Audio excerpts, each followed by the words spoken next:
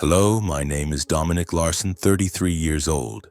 I live in Minneapolis, the city of shimmering lakes and snow-covered streets every winter.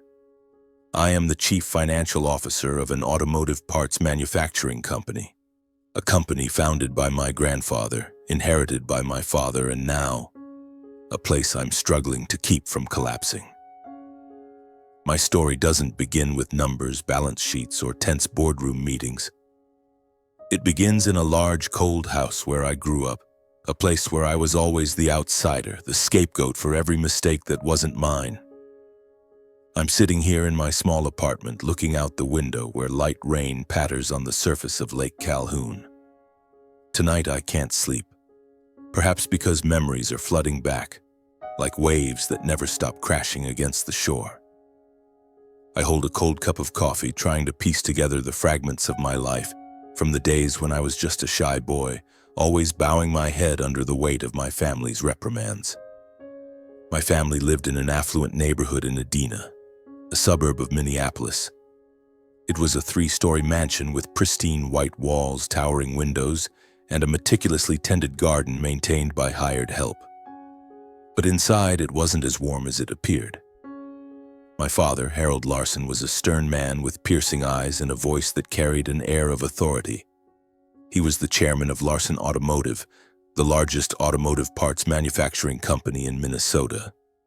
He inherited it from my grandfather, a man I only knew through stories, a tough but fair man, vastly different from my father. My mother, Margaret, was a gentlewoman, but her gentleness was always overshadowed by her fear of displeasing my father. She loved me, I knew that, but her love often came in fleeting hugs or weak words of comfort after I was scolded by my father. "Dominic, don't be sad.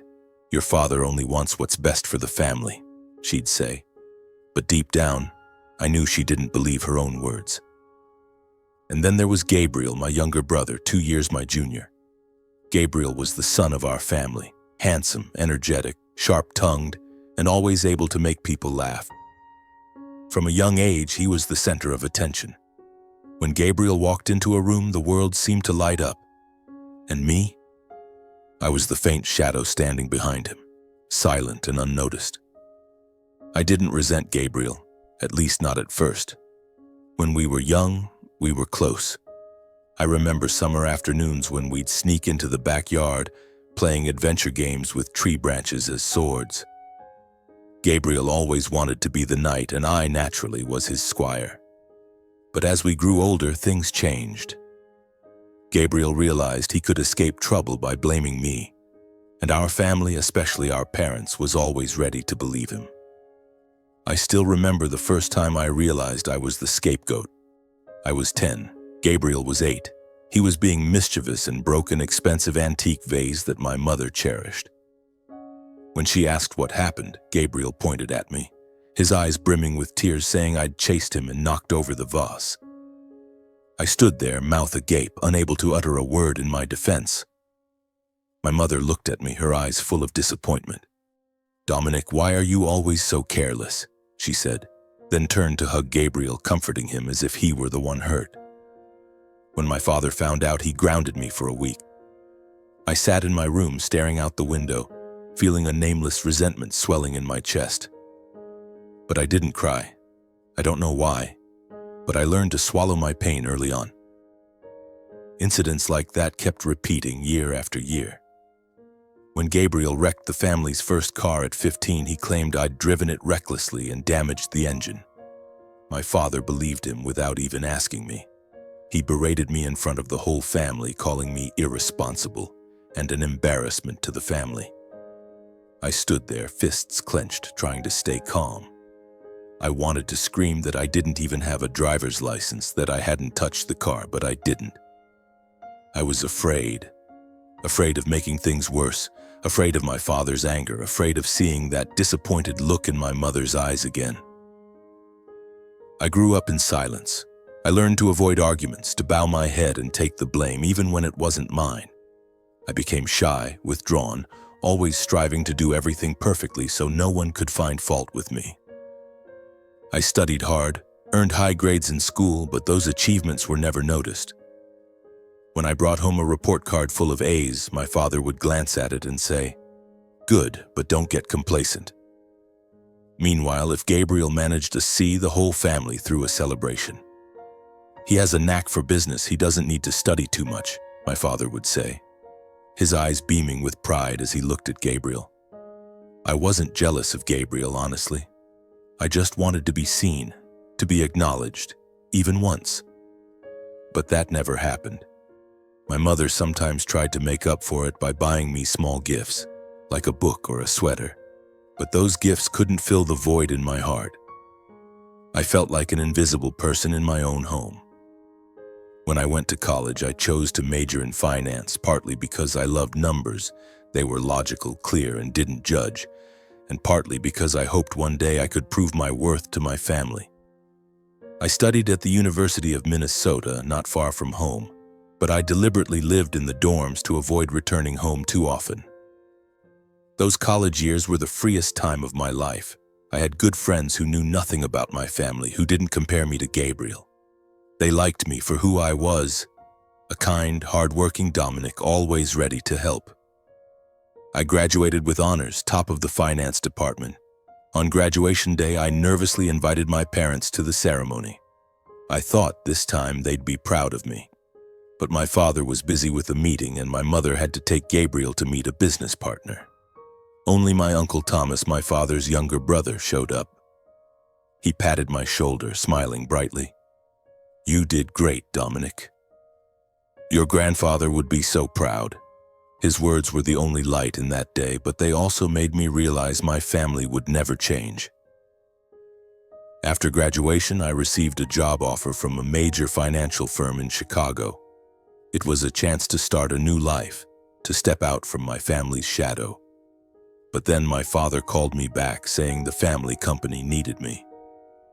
"Dominic, you're good with finance. Come help me, this is our family's legacy," he said, his voice full of authority. I hesitated. I knew returning home meant stepping back into the old cycle, but a part of me still craved my parents' approval. I wanted to prove I was valuable, that I wasn't the useless person they thought I was. So I turned down the Chicago offer and returned to Minneapolis to become the chief financial officer of Larson Automotive. I joined the company hoping this time things would be different, but I was wrong. The old cycle didn't just return, it pulled me in deeper with conflicts, blame, and pain I couldn't have foreseen. I still remember my first day stepping into the Larson Automotive office, my heart pounding like a schoolboy about to give a presentation in front of the class. The company's headquarters stood in downtown Minneapolis, a gleaming structure of glass and steel shimmering under the sunlight, with the Larson logo prominently etched above the entrance. I wore a new suit, my tie knotted so tightly it made breathing slightly difficult, and carried a briefcase filled with ideas I'd prepared for weeks. I had studied every financial report from the past 3 years, analyzed every figure, period, every line of expenditure, and devised a plan to improve operational efficiency. I wanted to prove I wasn't just Dominic, the clumsy eldest son, as my family often thought. I wanted them to see me, truly see me. But the moment I walked through the glass doors, I felt that familiar chill. My father, Harold, was seated in the large conference room, surrounded by long-serving executives, middle-aged men with sharp eyes and forced smiles. "Dominic, you're here," my father said, his voice dry, devoid of warmth. "Sit down. We're discussing the expansion plan for the Michigan plant." I nodded, forcing a smile, but no one in the room looked at me for more than a second. I felt like an uninvited guest, even though this was my family's company. In those early days, I threw myself into work like a soldier on the battlefield. I reviewed the company's entire financial system, uncovering unnecessary expenses, overpriced supplier contracts, and gaps in the auditing process. I worked late into the night, often the last to leave the office, with fluorescent lights illuminating the dancing numbers on my computer screen. After 3 months, I proposed a financial restructuring plan, cutting 15% of operating costs by renegotiating supplier contracts, optimizing production processes, and investing in modern management software. I presented the plan at a board meeting, my voice trembling but resolute. If we do this, the company could save millions of dollars annually, I concluded, scanning the table, hoping for a nod, a word of praise, or anything. But my father crossed his arms, frowning. Dominic, you're too cautious. This company needs bold moves, not petty numbers. The other executives nodded, some chuckling. My face burned as if I'd been slapped in front of everyone. But father, these numbers aren't petty, I tried to argue, my voice faltering. We can stabilize cash flow and reduce long-term risks. My father waved his hand dismissively. Let Gabriel handle the big picture, just do your part well. And with that, the meeting ended, my plan cast aside like a discarded draft. Months passed, and when I was 28, Gabriel, my younger brother, with his radiant smile and confident demeanor, was appointed CEO by our father. He was only 26 with no significant contributions to the company. More accurately, he had caused losses in several projects he spearheaded. But Gabriel believed our father had a vision and the charisma the company needed. I don't deny Gabriel's charisma, but I can't deny that Gabriel had charisma. He could command a room's attention when talking about grand ideas like expanding production internationally or investing in new technology. The problem was that Gabriel's ideas often lacked practicality. Once he proposed building a new factory in China without a concrete financial plan. Another time, he signed a contract with a partner without thoroughly vetting their credit history, costing the company nearly $5 million. And whenever his decisions failed, somehow the blame always fell on me. Once Gabriel signed a major contract with a distributor in California without consulting me. The contract required the company to advance millions of dollars, but the distributor failed to deliver on time, causing heavy losses. In the next meeting, Gabriel stood up, pointing at me in front of the board. Dominic, you're the CFO. Why didn't you catch this issue early on? I was stunned, unable to believe my ears. Gabriel, you never sent me that contract to review, I replied, trying to stay calm. But father cut in. Dominic, don't shift blame. You need to be more proactive. The other executives looked at me, their eyes full of skepticism. I felt like I'd been pushed into a deep pit with no way out. Incidents like these kept happening. I worked tirelessly, fixing Gabriel's mistakes, patching up the financial holes he left behind. I'd improved cash flow, ensured timely debt payments, and even successfully negotiated with the bank to lower interest rates on our loans I had taken out. But nobody acknowledged my efforts.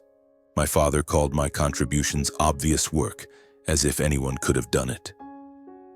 Gabriel constantly belittled me, calling me a paper pusher at company events. Overwhelmed by pressure, I confided in my mother about my struggles at the company, hoping she'd understand and empathize with me. But she only sighed and said, "Dear son, try to get along with my father." She said, "Family is the most important thing." I began to feel like I was sinking into a quagmire. Each day I went to work. I walked into the office with a heavy weight in my chest. I wanted to scream, to tell everyone that I wasn't the incompetent person they thought I was. But I couldn't. My shyness and fear of making things worse held me back. I started therapy, a decision I'd hesitated over for a long time. Dr. Ellen, a middle-aged woman with warm eyes, was the first person who truly listened to me. "You need to learn to set boundaries, Dominic," she said during one session.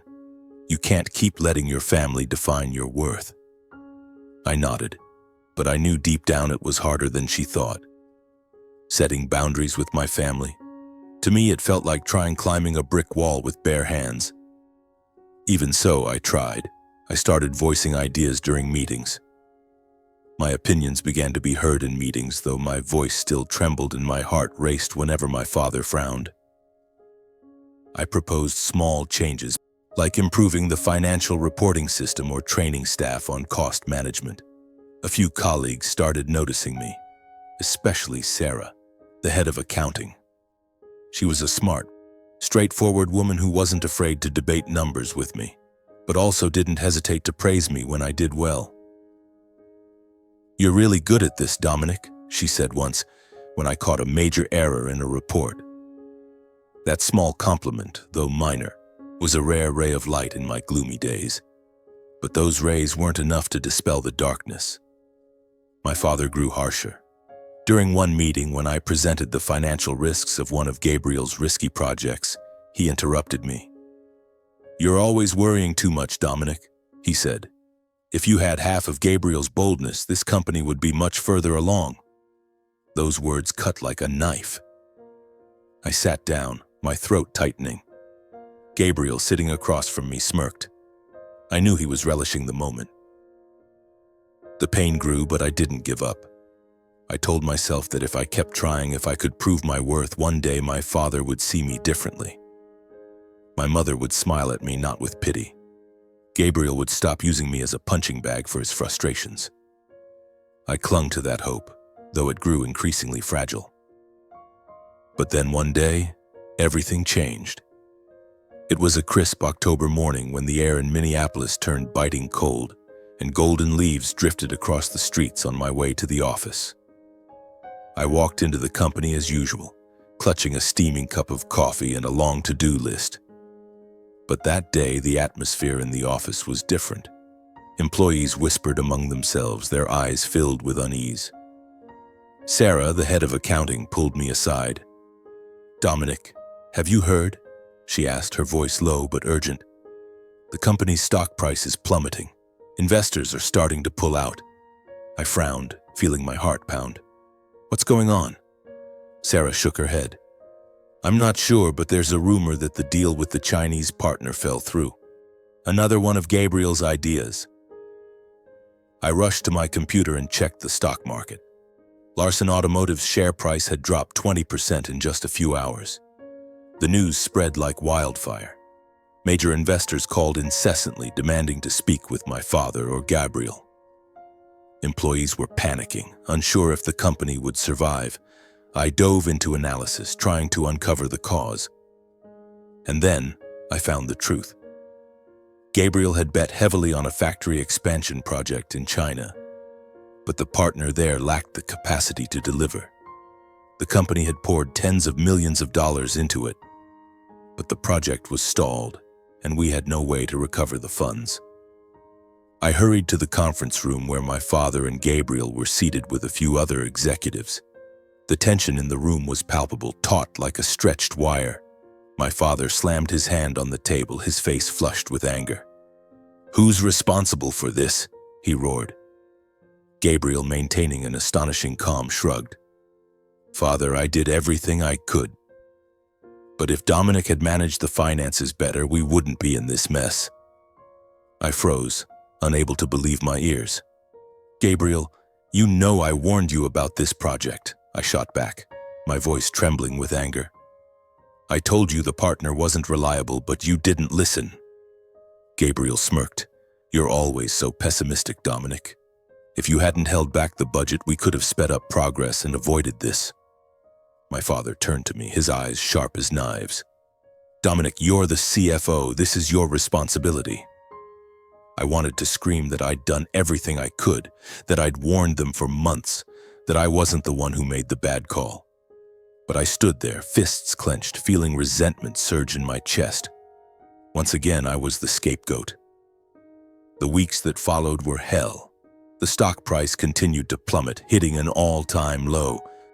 The bank tightened our loans, demanding early repayments. The company's largest investor, a New York-based fund, announced they were pulling out entirely.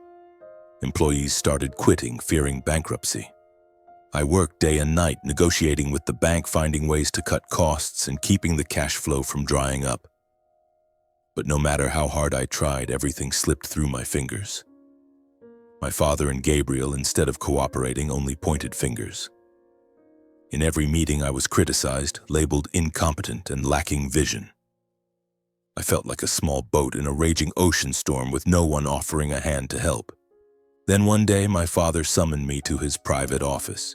He sat behind his desk, looking exhausted, but his eyes remained icy. Gabriel stood beside him, arms crossed, a faint smile on his lips. "Dominic," my father said, his voice low but commanding, "we need you to do something. Something important to save the company. I nodded, ready to listen. I thought finally they wanted my input, perhaps a restructuring plan. But as my father continued, I felt the blood drain from my body. "We need you to adjust the accounting books," he said, emphasizing each word. "Inflate the profits, make the financial reports look better. Just enough to attract a new investor." I blinked, unable to believe my ears. "Father, do you mean falsify the books?" I asked, my voice trembling. Gabriel cut in, his tone mocking. "Don't act so innocent, Dominic. This is the only way to save the company. Or do you want us to go bankrupt and the family to lose everything?" I looked at my father, hoping he'd say it was just a fleeting idea, that he wasn't serious. But he only nodded. "Dominic, this is your duty to the family. You can do it, right?" The room felt like it was spinning. Falsifying the books wasn't just illegal. It went against every value I held dear. I'd spent my life trying to do the right thing, even when it cost me. I wouldn't become a fraud just to please my father and Gabriel. "Father," I said, struggling to keep my voice steady, "we can't do this. It's not just illegal. It would put the company at even greater risk. If we're caught, we'll lose everything." Gabriel scoffed. "Listen to him, always scared. You're pathetic, Dominic." My father crossed his arms, his eyes filled with disappointment. "Dominic, you don't understand how real business works. Sometimes we have to make tough choices to survive." I stood there, my heart pounding, feeling like I was teetering on the edge of a cliff. Part of me wanted to agree to do what my father asked just to finally earn his approval. But the larger part, the honest part of me, screamed that I couldn't do this. "I have another idea," I said, my voice slightly shaky but resolute. "We can restructure. Cut costs, sell off non-essential assets, and find a strategic partner. I've been working with the bank. They're willing to extend our loans if we present a viable plan." My father waved his hand as if my idea wasn't worth hearing. "Theory, Dominic. It's all just theory. You don't have what it takes to lead this company." Gabriel nodded, smirking. "Exactly. You should stick to what you're good at, like staring at spreadsheets, and leave the big decisions to us." A surge of anger flared within me, but I held it back. I knew arguing now was pointless. "I can't falsify the books," I said, my voice firmer than ever. "I'll prepare a restructuring plan and present it next week." My father looked at me, his eyes brimming with disappointment. "You're letting the family down, Dominic," he said, then gestured for me to leave. I walked out of the office, my legs heavy as lead. A mix of relief and fear washed over me. For the first time, I'd said no to my father, stood up for what I believed in. But I knew this decision would come at a cost. Gabriel wouldn't forgive me. My father would think even less of me. And the company, if not saved in time, would collapse. The days that followed were a frenzy. I drafted a restructuring plan, working with Sarah and the accounting team to crunch every number. I reached out to potential partners, persuading them to invest in Larson Automotive if we overhauled our management practices. I presented the plan at a board meeting, my voice steady for the first time, though my heart still raced. "This is our chance to save the company legally and sustainably," I concluded, scanning the table, hoping for support. But my father shook his head. "Dominic, you don't understand what real business is." Gabriel sneered. "He thinks he's a hero, but he's just dragging us into the abyss." The other executives remained silent, their eyes skeptical. My plan was dismissed like so many times before. My father and Gabriel decided to sell off shares at a steep discount to cover the debt, a move that sent the stock price spiraling further. I sat in my office, staring at the computer screen displaying a glaring red chart, feeling like all my efforts were futile. That night, I couldn't sleep. I sat in my small apartment, gazing out at Lake Calhoun where the water shimmered under the moonlight. I thought about my father, Gabriel, and the company, the legacy my grandfather built that I didn't want to lose. I thought about Dr. Ellen, who told me I needed to set boundaries. But how when the whole world seemed against me? Then I remembered Uncle Thomas, my father's younger brother. He was the only family member who ever truly understood me. He'd left the company years ago, started his own small business, and lived a modest but happy life. I picked up the phone and dialed his number even though it was nearly midnight. Uncle Thomas answered after the second ring, his voice warm and full of concern, as if he'd been expecting my call for a long time.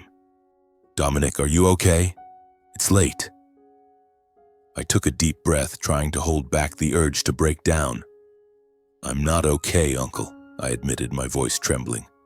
"Everything at the company is falling apart, and Father and Gabriel, they want me to do something I can't." I poured out everything. About the financial crisis, the demand to falsify the books, my rejected restructuring plan, and the feeling of being trapped in my own family. Uncle listened without interrupting, occasionally letting out a soft to let me know he was still there. When I finished, we sat in silence for a moment.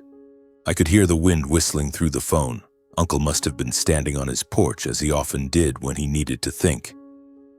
"Dominic," he finally said, "you did the right thing by refusing to cook the books. That's not your grandfather's way, and it's not your way either." His words felt like a cool breeze, soothing the storm raging inside me. "But Uncle," I said, "I don't know what to do next. The company is dying, and I can't just stand by and watch." "Then don't stand by," he replied, his voice suddenly sharp. "Take action. You have a plan, don't you? That restructuring plan. Is it feasible?" I hesitated, then nodded, even though he couldn't see me. "Yes, I believe it would work, but Father and Gabriel won't listen to me." Uncle chuckled softly, a sound both warm and sly. "Then we'll make them listen, Dominic. Or better yet, we'll take matters into our own hands." I sat up straight, a tiny spark of hope flickering within me.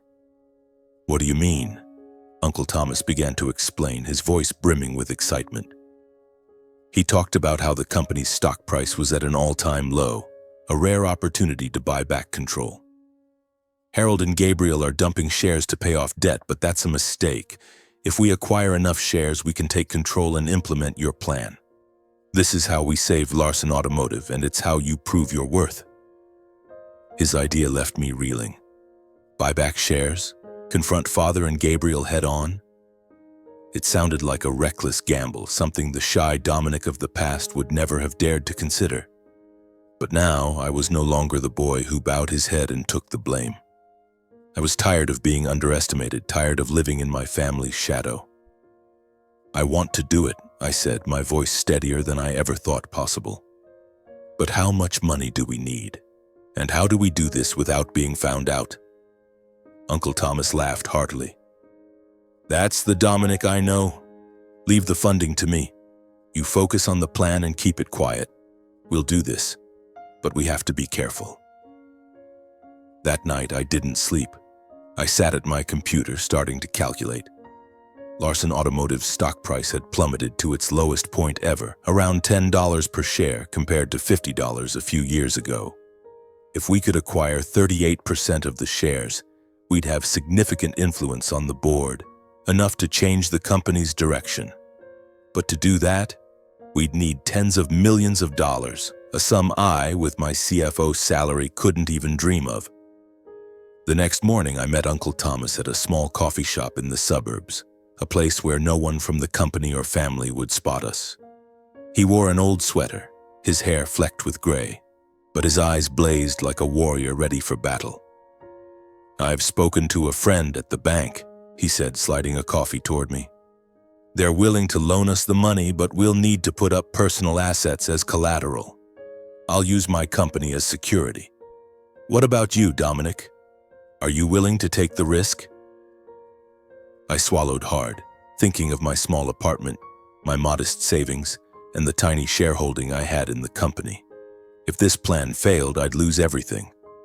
But if I did nothing, the company, my grandfather's legacy, would collapse, and I'd live with regret forever.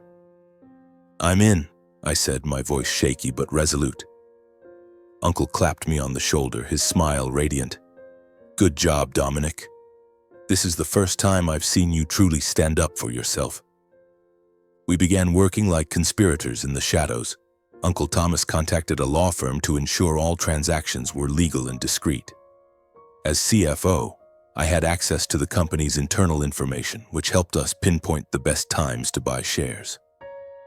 By day, I went through the motions at the office, pretending nothing had changed, while secretly coordinating with Uncle Thomas through encrypted emails and late-night calls. Sarah, the only person I trusted at the company, noticed I was more stressed than usual. "Dominic, are you okay?" she asked one day, catching me staring at my computer screen at midnight. I forced a smile. "Just a lot of work, Sarah." I wanted to tell her, but I knew the fewer people who knew, the safer the plan would be. Meanwhile, Father and Gabriel continued dumping shares, driving the price even lower. Other investors, seeing the company's downward spiral, followed suit. Each time a block of shares hit the market, Uncle Thomas and I, through a shell company, quietly bought them up. We moved carefully, leaving no trail that could lead back to us. But every transaction made my heart race, as if I were walking a tightrope between two skyscrapers. I couldn't stop thinking about what would happen if Father found out. He'd call me a traitor. Mother would cry. Gabriel would sneer and call me a coward who dared to play big. But there was no turning back. During those days, I wrestled fiercely with myself. I wasn't someone who thrived on confrontation. My shyness, my fear of disappointing my family, clung to me like a shadow. Some nights I lay in bed, staring at the ceiling, wondering if I was doing the right thing. Am I trying to save the company, or am I just getting back at Father and Gabriel? I asked myself. But then I thought of my grandfather, who, as Uncle Thomas had told me, always put integrity first. He'd built Larson Automotive from nothing, not through deceit, but through hard work and honesty. I couldn't let his legacy die in Father and Gabriel's hands. Uncle Thomas was my greatest support. We met weekly, sometimes at his house, a cozy little home in the suburbs where he'd lived alone since his wife passed away a few years ago. During our talks, he shared stories of his youth, when he too was belittled by my father, his older brother. "Harold always thought he was the smartest in the family," Uncle said, his voice tinged with bitterness. "But your grandfather taught me that leadership isn't about shouting the loudest. It's about doing what's right, even when it's hard." His words gave me strength. Uncle wasn't just an ally. He was a reminder that I wasn't alone. After 3 months of working in secret, we made a major breakthrough. We owned 38% of Larson Automotive's shares. It was a significant stake, enough to wield considerable influence on the board. But I knew that to truly change the company, we needed to convince other shareholders, those who'd lost faith in Father and Gabriel. I began preparing a detailed plan, building on my original restructuring idea. I worked day and night with Sarah and a few trusted colleagues to refine every detail. The plan included cost-cutting, selling off non-essential assets, and finding a strategic partner to inject fresh capital. I knew that if presented correctly, this plan could save the company. With 38% of the shares in our possession, Uncle Thomas and I decided to call for an emergency shareholders meeting at Larson Automotive. We operated under the cover of a shell company called North Star Holdings, run by an old friend of Uncle Thomas in Chicago, to acquire shares from panicked sellers, including Father and Gabriel. This ensured our plan to amass shares went smoothly, leaving no trace until we were ready to reveal ourselves. Every transaction felt like a step on thin ice, my heart pounding each time North Star Holdings acquired another block of shares. We knew that if we were discovered too soon, everything would collapse before we could act. On the day of the emergency shareholders meeting, I stood in front of the mirror in my small apartment, adjusting my tie, trying to hide my trembling hands. The navy blue suit I wore was the same one I'd worn on my first day at Larson Automotive. A day filled with hope that I could change how my family saw me. Now that illusion was gone. Today I wasn't there to please anyone. I was there to save the company and to save myself.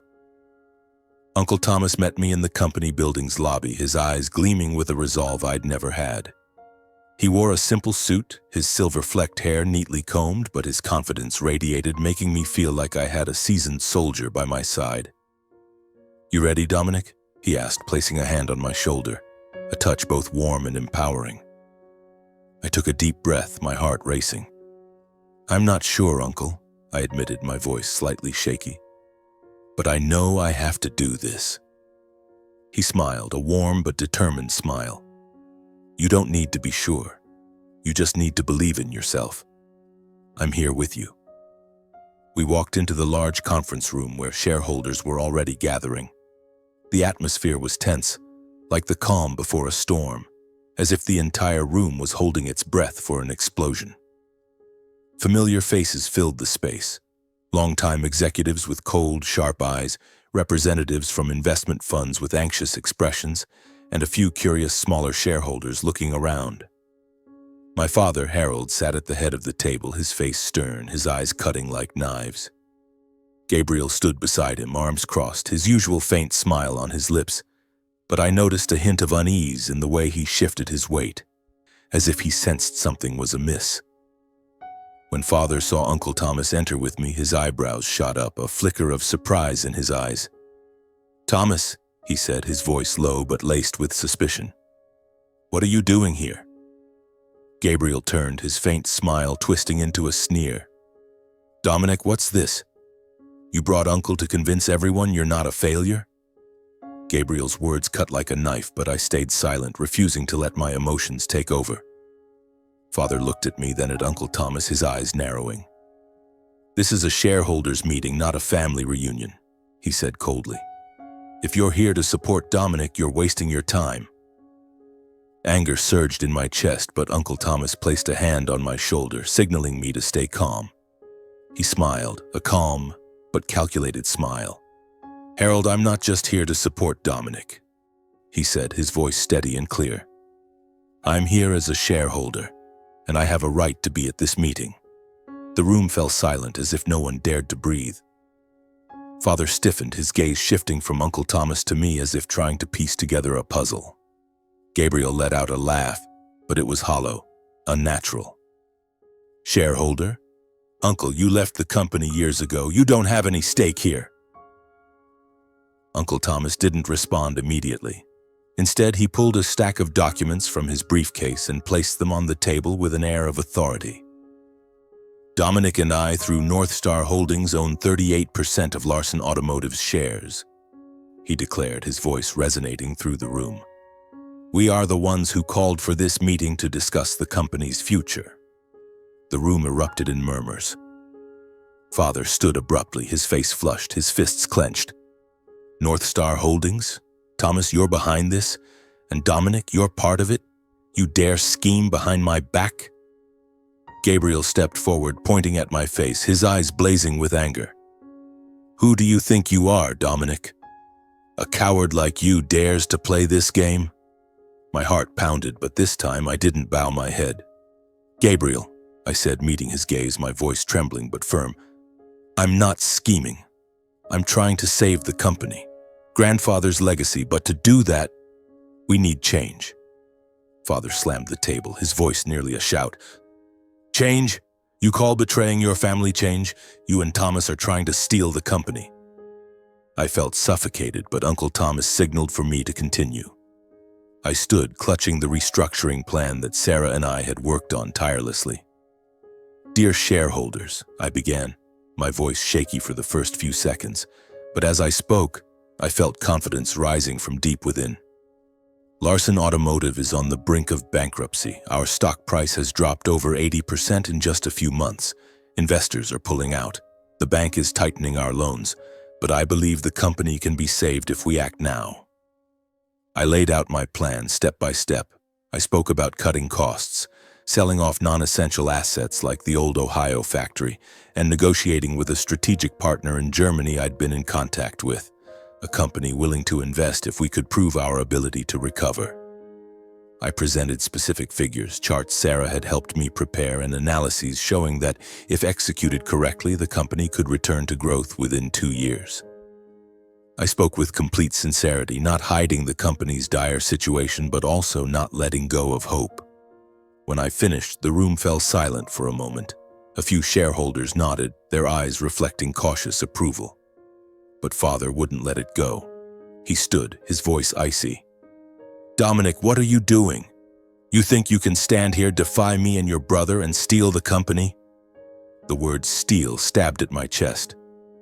"Father," I replied, struggling to keep my voice steady, "I'm not trying to steal anything. I'm trying to save the company, grandfather's legacy, but to do that, we need change. You and Gabriel have made decisions that brought us to this point. I can't stand by and watch anymore." Gabriel jumped in, his voice dripping with anger. "You're a coward, Dominic. You think you're smarter than all of us? You're just a number cruncher who's never dared to take a risk." His words stung like needles, but this time I didn't back down. "Gabriel," I said, looking him in the eye, "taking risks doesn't mean being reckless. I tried to warn you about the failed projects, but you didn't listen.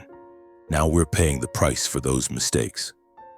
The room fell silent again, but this time I sensed a shift. Some shareholders began whispering, their skeptical looks giving way to consideration. Uncle Thomas stood, his voice calm but commanding. "We propose removing Harold Larson as chairman of the board and Gabriel Larson as CEO. I nominate myself as interim chairman and Dominic as CEO. We are committed to implementing this restructuring plan to put Larson Automotive back on track." A wave of murmurs swept through the room. Father slammed the table, his face red with fury. "This is betrayal. Dominic, you're destroying the family." My heart tightened. "Father," I said, my voice choked, "I'm doing this for the company, for grandfather's legacy, and for the employees who trust us. I don't want to destroy the family, but I can't let the company collapse." Gabriel stepped forward, pointing at my face. "You'll regret this, Dominic. You think you can run the company? You'll fail, and when you do, don't expect the family to forgive you." I met his gaze, seeing his anger, but also a flicker of fear. For the first time, Gabriel knew he'd lost control, and I wasn't the one backing down. The vote took place immediately after. I sat there, my heart pounding, clutching the plan like a lifeline. Shareholders raised their hands one by one. Some supported Father and Gabriel, but the majority, those who'd lost faith in their leadership, sided with us. When the results were announced, I could hardly believe my ears. 62% of shareholders voted to remove Father and Gabriel. Uncle Thomas was elected interim chairman, and I, Dominic Larson, once called useless, became CEO. Father stood, his eyes filled with pain and anger. "You'll pay for this, Dominic," he said, then stormed out of the room without looking back. Gabriel followed, but before leaving, he paused, giving me a bitter smile. "Congratulations, big brother, but you'll soon realize you're not up to it." The conference room door slammed shut, and I felt like the world had just collapsed beneath my feet. The conference room suddenly felt stifling, despite the scattered whispers and hesitant applause from the shareholders. Uncle Thomas placed a hand on my shoulder, his voice warm and steady. "You did well, Dominic," but I didn't feel victorious. My heart was heavy, as if I'd just lost something irreplaceable. I had gained control of Larson Automotive, but at the cost of an irreparable rift with my father and Gabriel.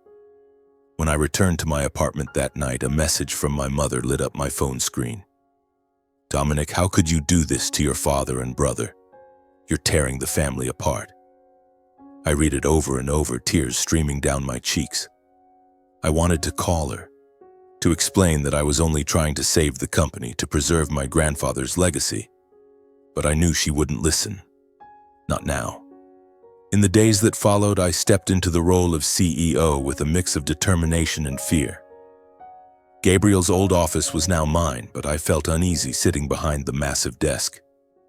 Each morning I entered the company, sensing the employees' gazes, some curious, some skeptical, and some, like Sarah, quietly trusting. "You've got this, Dominic," Sarah said during a team meeting when I presented the restructuring plan. "We believe in you." Her encouragement was a ray of light, but the weight of pressure on my shoulders didn't ease. I began implementing the restructuring plan immediately. First, I worked with the bank to renegotiate our debt, convincing them to extend repayment terms by presenting my detailed plan. They agreed, but only if the company met financial milestones within the next 6 months. Next, I sold the old Ohio factory, a non-profitable asset, and used the proceeds to pay down debt. I also negotiated with the German partner I'd previously contacted. They were impressed by my transparency and agreed to invest a significant sum in exchange for a minority stake and a long-term partnership. Every step was a challenge, but I worked relentlessly, often staying in the office until midnight, reviewing every figure, every contract. Slowly, the company began to recover. The stock price crept upward, albeit gradually. Employees, initially anxious, grew more confident as they saw me follow through on my promises. Sarah became my right hand, helping manage the accounting team and keeping everything on track. Uncle Thomas, as interim chairman, was an indispensable mentor. During our private meetings, he always reminded me, "You don't need to be perfect, Dominic. You just need to do what's right." But while the company stabilized, my family did not. Father and Gabriel cut off all contact. I heard Father had retreated to a vacation home in the suburbs, avoiding everyone. Gabriel, according to Sarah, had started working for a rival company, spreading rumors that I had stolen the company from the family. Mother still reached out, but every call was filled with reproach. "You've broken your father's heart, Dominic," she said during one call, her voice choked with emotion. "Why couldn't you get along with Gabriel?" I tried to explain, but each time I heard her voice, I felt like that 10-year-old boy again, standing silently, taking blame for a broken vase that wasn't my fault. The pain drove me back to Dr. Ellen, my therapist. In our sessions, I poured out my guilt and fear that I'd destroyed my family. Ellen listened, then said, "Dominic, you can't control how your family reacts, but you can control how you live with yourself. You chose the path of integrity, that's what matters."